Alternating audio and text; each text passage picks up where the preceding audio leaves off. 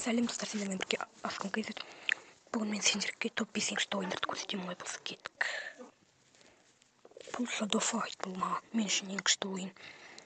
Бұл маған мен бұл Shadow Fight'ты ойнап көрдім. Және мен бұны читпен ойнадым. Читпен Титанға бардым, бірақ Титанда ойнамай қалды, сосын өшіп тастадым. Енді екінші орынға кеттік.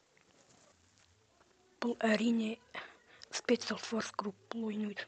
Бұл ойында өте қызықты, бұл екінші орынның ойыны деп ойлаймын өз басым.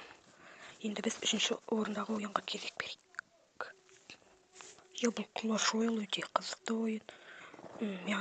Бұны мен жазып алғым келді, бірақ бұны памятім жетпеді бұны жазып алуға. Ал төртінші орында тұрған Freddy 4. Бұл ойын өте қызықты. Бұны мен ойнап та көрдім. Бірнеше рет ұттым. Қызықты, бір жағынан қорқынышты деп айтуға болады. Ал 5-ші орында тұрған FIFA футбол болды. Бұл ойында өте қызықты ойын.